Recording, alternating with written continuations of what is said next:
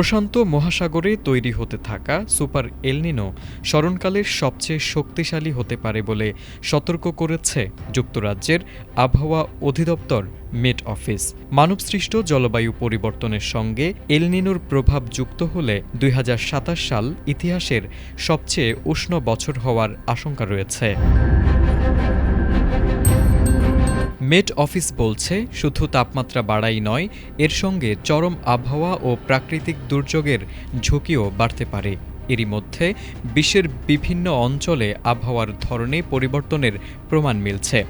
ভারতে কম বৃষ্টিপাত, দক্ষিণ আমেরিকা ও অস্ট্রেলিয়ায় খরা ও দাবানলের ঝুঁকি এবং পানামা খালে পানির সংকট, এসব পরিস্থিতি তারই ইঙ্গিত দিচ্ছে।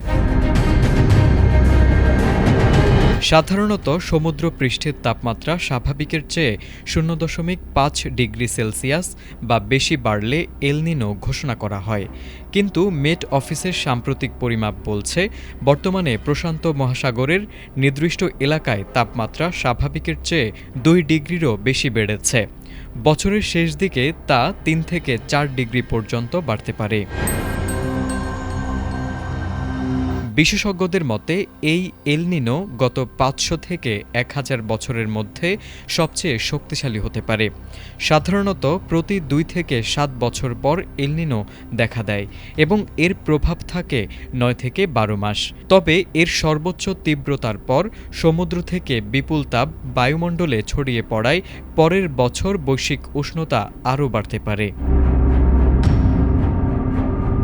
এদিকে জাতিসংঘের খাদ্য ও কৃষি সংস্থাও সতর্ক করেছে, এল-নিনোর কারণে খাদ্য উৎপাদন ব্যাহত হতে পারে।